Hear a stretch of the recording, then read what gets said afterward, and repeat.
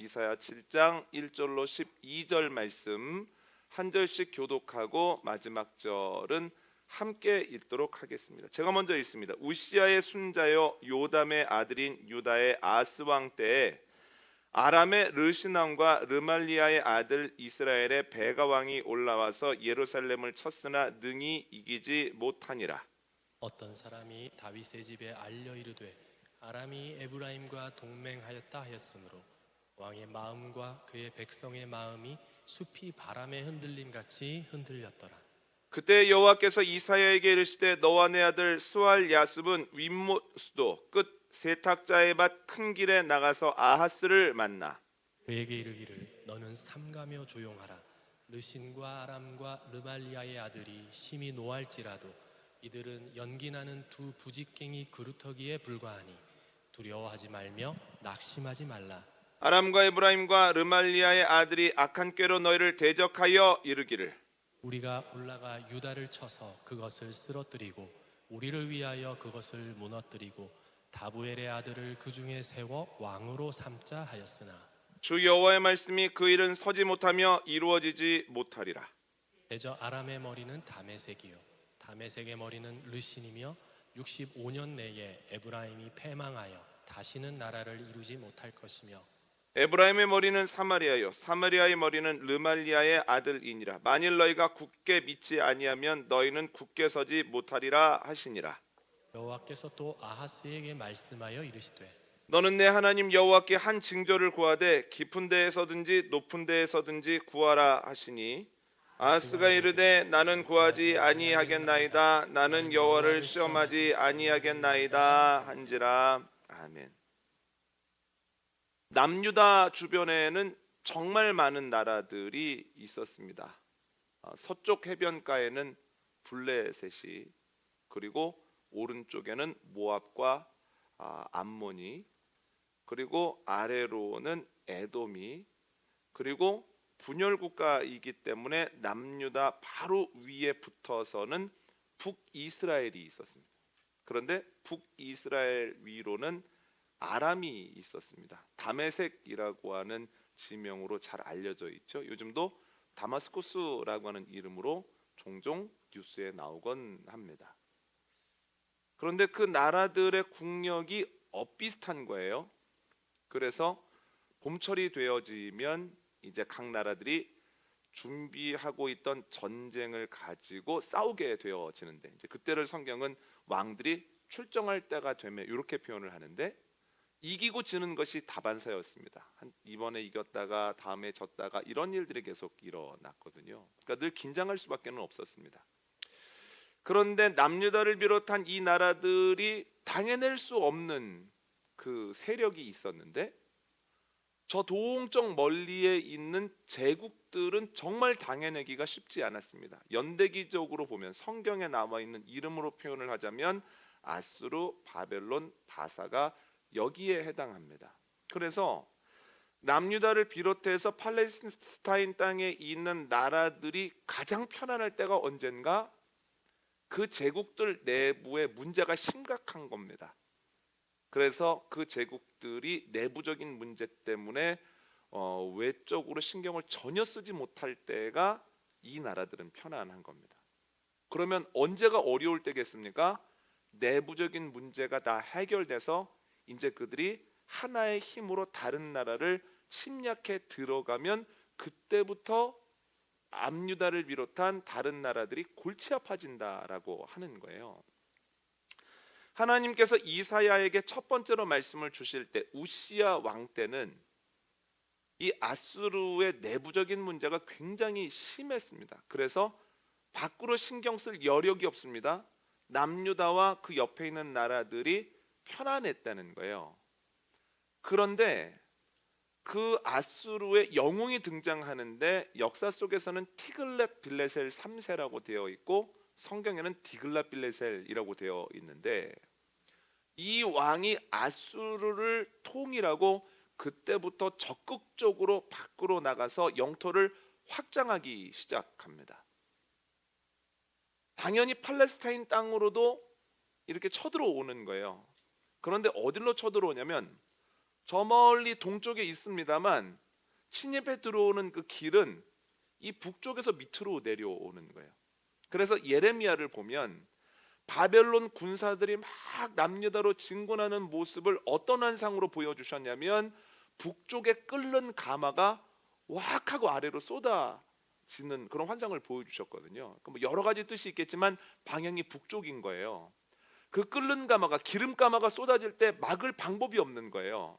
그리고 쏟아졌을 때 그만큼 고통스럽다는 얘기입니다. 그래서 이 북쪽 방향으로 쳐들어오는 거예요. 그럼 서두에 말씀드렸던 말씀 기억나십니까?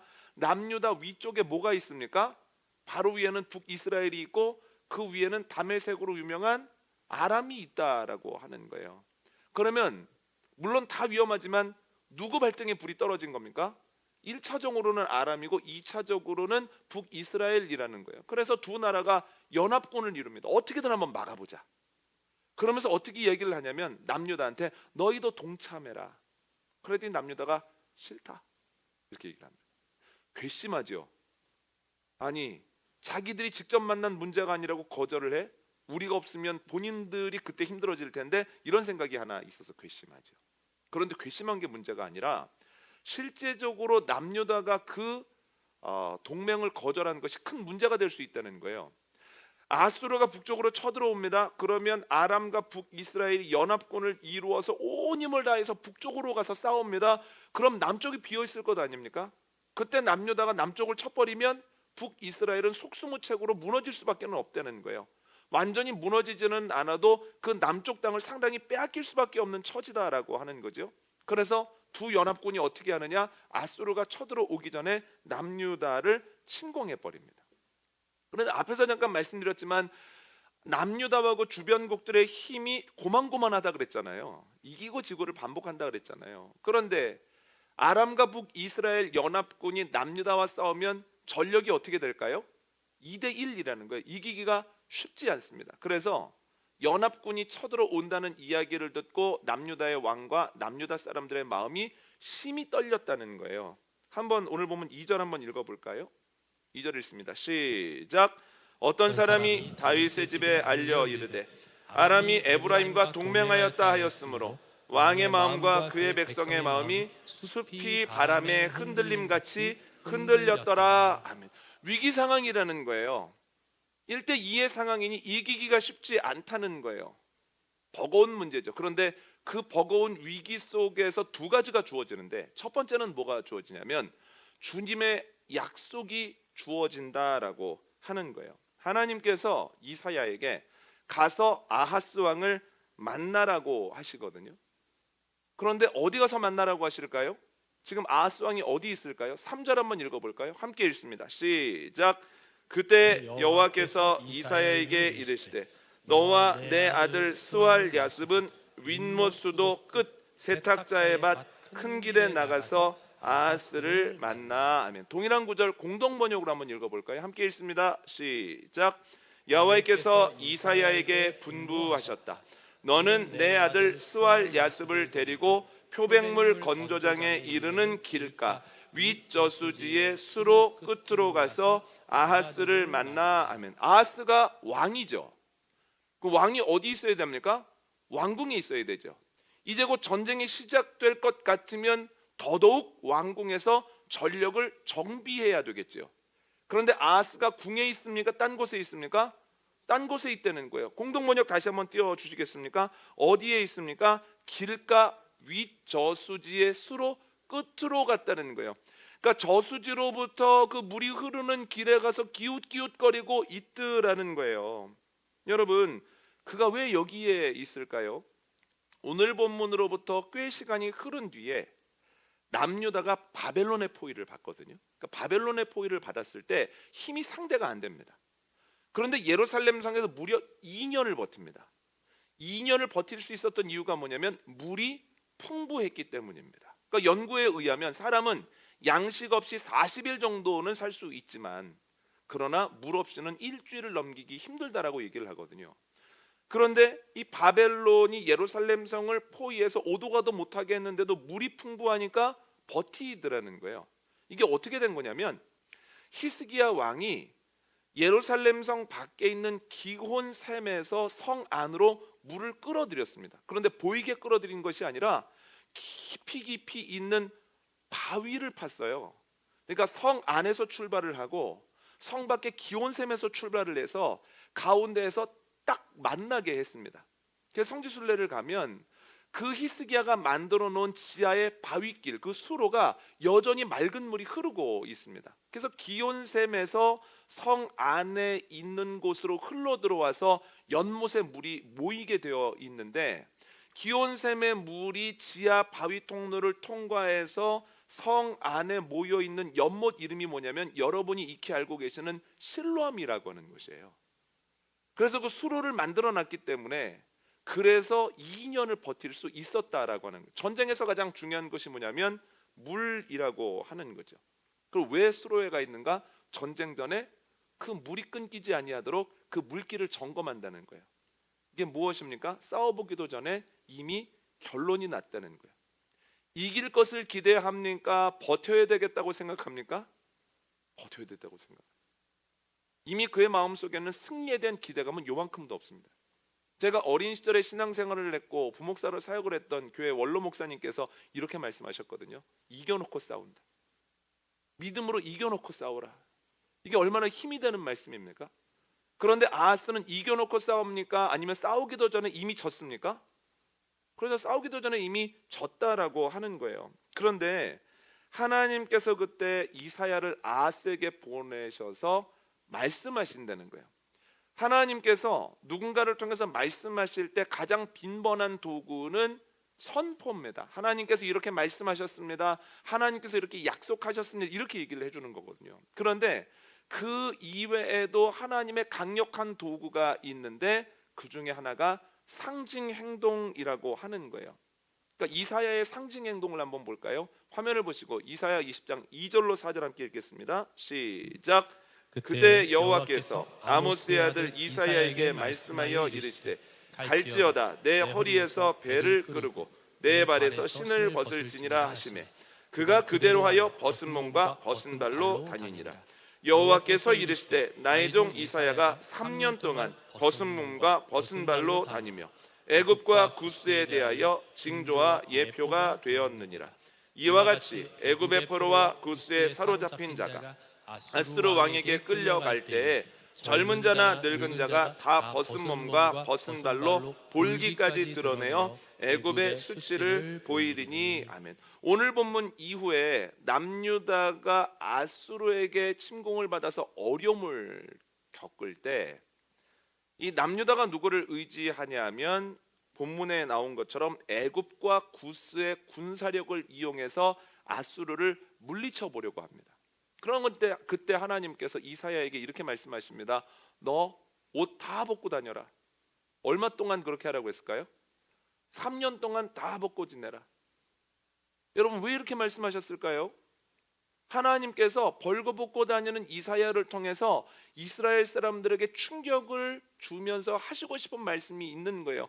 너희가 지금은 애굽과 구스를 의지하지만 애굽과 구스가 오히려 아수르에게 어려움을 당하여서 이렇게 벌거벗은 채로 포로가 끌려가게 될 것이다 라고 말씀하시죠. 그러니까 이게 무슨 말씀입니까? 애굽과 구스는 너희의 도울 수 있는 힘이 아니다라고 말씀하시는 이게 이상행동입니다. 하나님께서 왜 말씀하시다가 왜 이상행동으로 전하라고 하실까요? 말씀으로 전하라고 하시다가 여러분 사람이 말을 하다 보면 처음에는 듣는 것 같지만 나중에는 그 말에 무뎌지거든요. 그래서 아무리 말을 해도 듣지 않거든요. 그래서 이상행동을 하라고 하시거든요. 이상행동을 해서 영적으로 지금 맑은 사람들은 이게 무슨 뜻인가 계속 생각을 하게 되고 그렇지 않더라도 이상행동을 보고 와서 묻는 겁니다. 아니 왜 벗고 다닙니까? 아니 왜 볼기를 다 드러냅니까? 아니 무슨 일이 있습니까? 병원 가보셔야 되는 거 아닙니까? 그러면 아주 맑은 눈으로 얘기를 하는 거예요. 하나님께서 나를 통해 말씀하시기를 애굽과 구스의 포로들이 이렇게 끌려가니 그들을 의지하지 말라고 하십니다. 그러면 말로 하는 것보다 훨씬 강력하게 확 하고 와닿는다라고 하는 거예요. 그런데 이 이상 행동으로 인한 하나님의 그 말씀의 전파는 이사야에게만 해당되는 것이 아니라는 거예요. 예레미야 말씀 한번 볼까요? 예레미야 13장 4절로 7절 있습니다. 시작. 너는 사서 내 허리에 띤 띠를 가지고 일어나 유브라데로 가서 거기서 그것을 바위 틈에 감추라 하시기로 내가 여호와께서 내게 명령하신 대로 가서 그것을 유브라데 물가에 감추니라. 여러 날 후에 여호와께서 내게 이르시되 일어나 유브라데로 가서 내가 내게 명령하여 거기 감추게 한 띠를 가져오라 하시기로 내가 유브라데로 가서 그 감추었던 것을 파고 띠를 가져오니 띠가 썩어서 쓸 수 없게 되었더라. 아멘. 하나님께서 예레미야에게 말씀하십니다. 가서 띠를 사고 그것을 네 허리에 두르고 다녀라. 그래서 예레미야가 그렇게 합니다. 그랬더니 며칠 뒤에 이렇게 말씀하십니다. 그 띠를 가지고 유브라데로 가라. 그리고 유브라데 강가에 있는 그 물에 있는 바위 틈에다가 그 띠를 놓고 와라. 그것도 순종합니다. 그랬더니 며칠 뒤에 또 얘기하십니다. 가서 그 띠가 어떻게 됐는지 봐라. 그 띠를 봤더니 물에 며칠 동안 젖어 있어서 이미 못 쓰게 된 겁니다. 이제 더 이상 허리에 찰 수가 없어요. 하나님께서 이렇게 말씀하십니다. 너희 이스라엘이 내 허리에 띄어져 있을 때에는 쓸모가 있었고 쓰임을 받았으나 너희가 내 몸을 떠나서 교만하여져서 나를 멀리하고 경시하니 이제는 너희가 이렇게 쓸모 없어질 것이다. 그리고 이렇게 먼 땅에서 어려움을 당하게 될 것이다 라고 말씀하셨다는 거예요. 그러니까 예레미야의 그 이상 행동도 하나님께서 하시려는 일을 사람들에게 명확하게 전하려고 하시는 하나님의 뜻이었다라고 하는 거예요. 그런데 이 상징 행동 혹은 이상 행동의 최고봉은 호세아입니다. 여러분 호세아에 대한 이야기 잘 알고 계시지 않습니까? 하나님께서 호세아에게 가서 행실이 안 좋은 여인 고멜과 결혼을 하라고 하십니다. 고멜과 가서 결혼을 하거든요. 그런데 고멜이 호세아를 버리고 딴 사람에게 가버리는 거예요. 집을 버리고 가버립니다. 가서 잘 삽니까? 고생합니까? 집 떠나면 행복입니까? 집 떠나면 고생입니까? 집 떠나면 고생이에요. 호세아가 그렇게 아껴주고 사랑을 했었는데 호세아를 버리고 다른 남자한테 갔더니 다른 남자가 여러 가지로 때리기도 하고 여러 가지로 착취하기도 하고 너무너무 어렵게 만드는 거예요. 그런데 어느 날 하나님께서 호세아에게 가서 고멜을 다시 데려와 라고 하십니다. 고멜을 데리러 갔는데 고멜을 데려오기 위해서는 대가를 지불해야 되는 거예요. 그러니까 얼마나 그 형편이 어려워졌겠습니까? 그래서 하나님의 명령대로 대가를 지불하고 고멜을 다시 집으로 데리고 옵니다. 상처도 싸매주고 또한 아픈 것들 치료해 줄 뿐만 아니라 다시 존귀하게 여겨서 그 마음을 행복하게 만들어 놨더니 또다시 고멜이 집 버리고 도망간 거예요. 얼마나 기가 막힌 일입니까?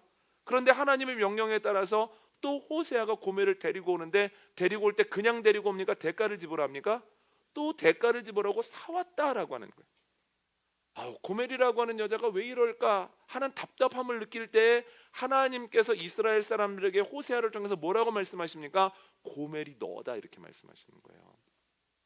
내가 이스라엘을 은혜로 택했고 내가 그들을 존귀하게 대했으나 그들이 어느 순간 나를 버리고 음행을 하더라. 우상 숭배를 하더라.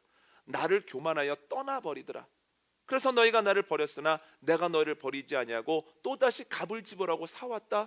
그런데 시간이 지나니 또 나를 버리고 어디론가를 떠나더라. 그러니까 이스라엘이 끊임없이 하나님의 사랑을 뒤로하고 우상 숭배하고 어딘가로 떠나는 그 모습을 고멜과 호세아의 모습으로 하나님께서 분명하게 알려주셨다라고 하는, 이게 상징 행위자 이상 행동입니다.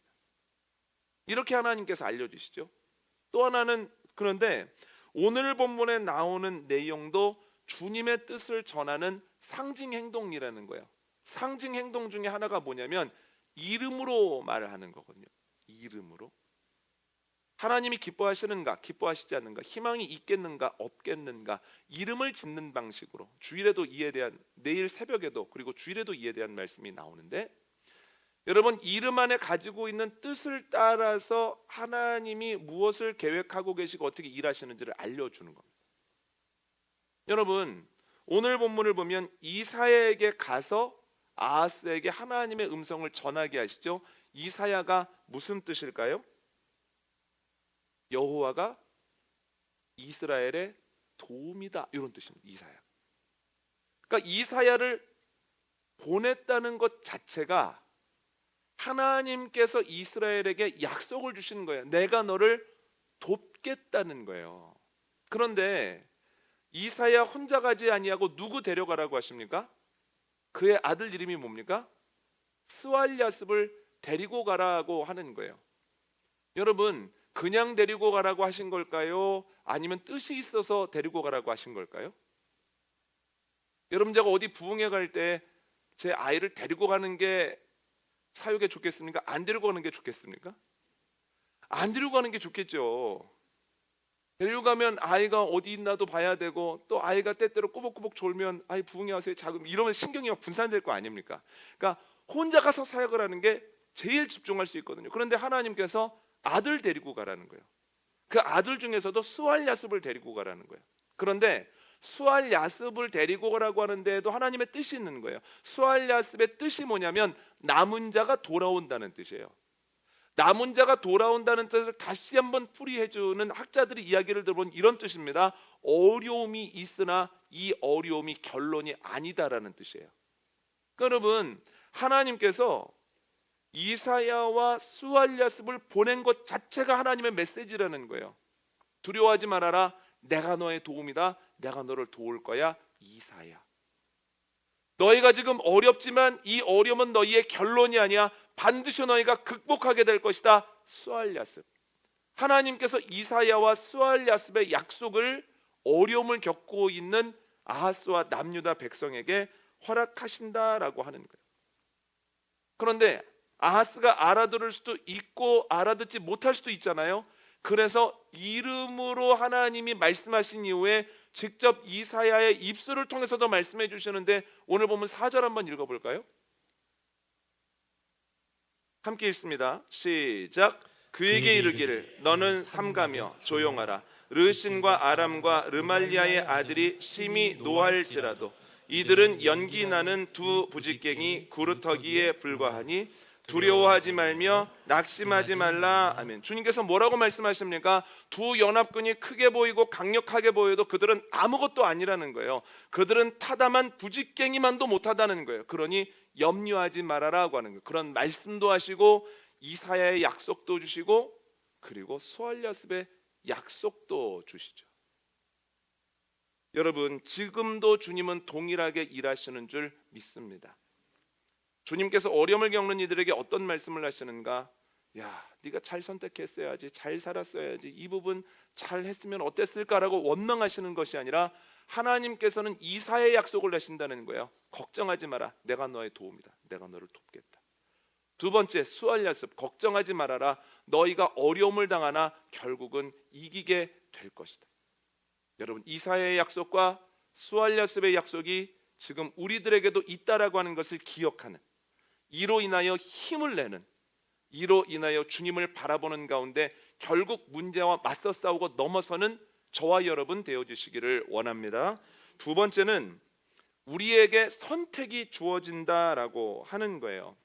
여러분, 이사야의 약속은 무슨 약속이냐면 보호에 대한 약속입니다. 스왈야습의 약속은 극복에 대한 약속입니다.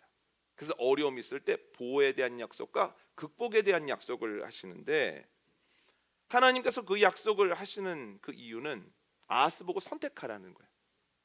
내 보호에 대한 약속과 극복에 대한 약속을 믿고 나를 붙잡을 거냐, 아니면 힘을 붙잡을 거냐, 선택하라는 거예요. 아하스 어떻게 했을까요? 10절과 12절 말씀 한번 읽어볼까요? 10절로 12절 말씀입니다. 시작. 여호와께서 또 아하스에게 말씀하여 이르시되 너는 내 하나님 여호와께 한 징조를 구하되 깊은 데에서든지 높은 새에서든지 구하라 하시니 아하스가 이르되 나는 구하지 아니하겠나이다. 나는 여호와를 시험하지 아니하겠나이다 한지라. 아멘. 하나님께서 아하스에게 말씀하십니다. 너는 징조를 구해라. 그런데 그냥 징조 구하지 말고 높은 데에서든지 깊은 데에서든지 징조를 구해라. 그러니까 깊이 하나님께 기도하는 가운데 징조를 보여달라고 간구하면 하나님께서도 확실하게 보여주시고 알려주신다라고 하는 거예요. 그랬더니 아하스가 이렇게 대답을 합니다. 아닙니다. 제가 어찌 주님께 징조를 구하겠습니까? 그냥 믿겠습니다. 긍정적 대답입니까? 부정적 대답입니까? 긍정적 대답이죠. 아유, 제가 그럴 필요 없습니다. 제가 확실히 믿습니다. 그런데 여러분, 그는 입으로는 확실히 믿는다고 했는데 그의 행동을 보면 확실히 믿은 게 아니다라고 하는 거예요.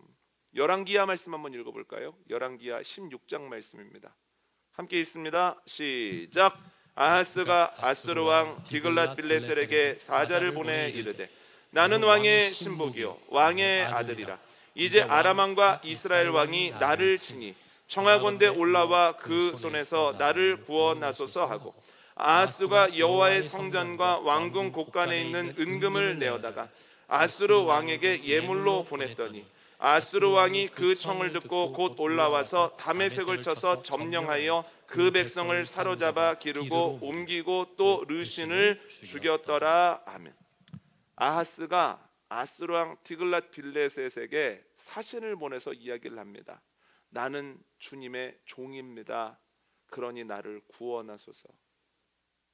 아람과 북이스라엘이 나를 두렵게 하니 그들을 제거해 주소서. 내가 왕군의 곳간을 열어서 이만큼 예물을 가지고 왔나이다 하면서 우선 이렇게 조공을 바칩니다. 그랬더니 디글랏빌레셀이 그의 이야기를 듣고 또 사신을 그 나라에 보내거든요. 그래서 실제로 남유다를 돕습니다.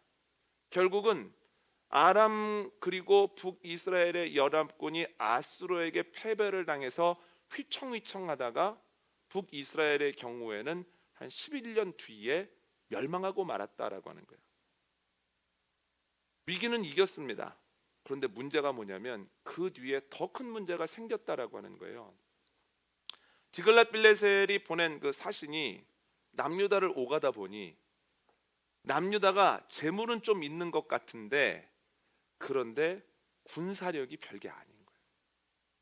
게다가 오가면서 전쟁에 필요한 정보들을 끊임없이 수집할 수 있었습니다. 그래서 아람을 무너뜨리고 북이스라엘을 무너뜨린 이후에 자연스럽게 남유다로 공격을 해 들어가기 시작했다는 거예요.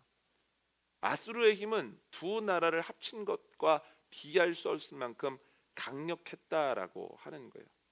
그래서 하나님께서 아수르의 힘을 뭐라고 말씀하시냐면 홍수가 나서 강둑이 무너져서 강물이 확 하고 들어왔을 때 그렇게 모든 것을 삼키는 것처럼 아수르가 너희를 삼키게 될 것이라고 말씀을 하거든요. 여러분, 이 어려움이 어디서부터 왔을까요? 저는 아하스 왕의 잘못된 선택으로부터 왔다고 생각을 합니다. 하나님께서 말씀하시죠. 내가 너를 보호하겠다. 내가 극복할 수 있도록 하겠다라는 약속을 주시죠. 그런데 다른 한편에는 하나님의 약속보다도 확실하게 보이는 세상의 것들이 있습니다. 세상의 방법이 있죠. 하나님의 약속과 세상의 방법 중에서 무엇을 택해야 하는가, 하나님께서 선택권을 주셨을 때 과연 무엇을 붙잡는가가 그 뒤의 일들을 결정한다라고 하는 거죠. 여러분, 묻고 싶은 것이 있습니다. 여러분은 하나님의 약속과 세상의 방법 중에서 어떤 것들을 더 신뢰하고 결정적인 순간에 어떤 것들을 더 꽉 붙잡으십니까? 그 선택이 그 뒤에 일어나는 여러 가지 일들을 결정한다는 거예요. 하나님의 방법은 느린 것 같고 연약한 것 같아도 하나님의 때는 생각하지도 못한 때에 빠르게 이르고 하나님의 능력은 모든 것들을 다 꺾어내신다는 거예요. 여러분 기억나십니까? 이스라엘 사람들이 애굽에서 고통을 받으면서 기도를 하는데 아무런 변화가 일어나지 않습니다. 삶이 점점 더 어려워지는 것 같습니다. 그래서 안 하시나 보다, 못 하시나 보다. 그런데 주님의 날이 이르니 어떻습니까? 허리에 띠를 띠고 신발에 신을 신고 그 손에 지팡이를 잡고 걸터 앉아서 무교병을 먹지 않았으면 그 행렬을 따라가기 힘들 만큼 급작스럽게 하나님의 때가 오더라는 거예요. 그러니까 느린 것 같아도 하나님의 때는 너무 빠르다는 거예요. 오랫동안 기도하고 계신 문제가 계십니까? 염려하지 마십시오. 주님의 때가 반드시 있습니다. 아멘입니까? 그런데 그 주님의 때가 반드시 있을 뿐만 아니라 그 때가 오게 되어지면 너무나 빨라서 준비하고 있지 않고 있던 이들은 당황할 수밖에 없다는 거예요. 또 무엇입니까? 이스라엘 사람들에게 평생 동안 가장 강력한 존재는 애굽에서 바로였다는 거예요. 그런데 그 바로를 누가 꺾습니까? 하나님께서 꺾어내신다는 거예요. 그래서 하나님의 때는 더딘 것 같아도 그러나 반드시 오며 빠르고, 하나님의 약속은 실체가 없는 것 같아도 이 세상에서 왕과 같은 지위를 누리고 있는 것들을 넉넉히 꺾어내신다는 거예요. 여러분, 이 사실을 기억하고 하나님의 약속과 세상의 방법 중에 하나님의 약속을 붙드는 은혜와 지혜가 저와 여러분에게 넘치게 되어지기를 원합니다. 그런데 하나만 더 말씀을 드리면, 그럼 하나님의 약속이 어디에 나와 있을까요? 그래서 하나님의 약속은 말씀에 나와 있습니다. 하나님께서는 말씀을 통해서 약속을 하시는데, 기억하십시오. 그 약속은 잘 보이는 데 있습니다. 잘 보이는 데. 그리고 하나님은 그 약속을 반복적으로 하십니다. 그래서 성경을 마음을 다해 쭉쭉 읽어가다 보면 하나님께서 나에 대해서 해주시는 약속을 알 수 있다는 거예요. 그 약속을 알 때에 확실히 선택의 순간에 세상의 방법이 아니라 주님의 약속을 붙잡을 수 있다는 거예요. 말씀의 사람들이 되어 결정적인 순간에 약속을 붙잡고, 그 약속을 붙잡음으로 그 뒤에 하나님이 기뻐하시는 열매들을 거두게 되어지는 은혜가 저와 여러분에게 넘치게 되어지기를 원합니다. 오늘 말씀 정리합니다. 위기를 맞이했을 때 주님께서 하시는 일과 우리가 해야 되는 것인데, 첫 번째는 위기가 있을 때 주님이 약속하신다는 거예요. 주님께서 보호에 대한 약속, 주님께서 극복에 대한 약속을 하신다는 거예요. 두 번째는 주님의 약속과 세상의 방법 중에서 우리는 선택을 해야 됩니다. 선택을 잘할 때 복된 열매를 거둡니다. 그래, 나에게 약속이 있구나. 그러면 좋은 것 택해야지. 결단하며 나아가는 저와 여러분 되어주시기를 원합니다.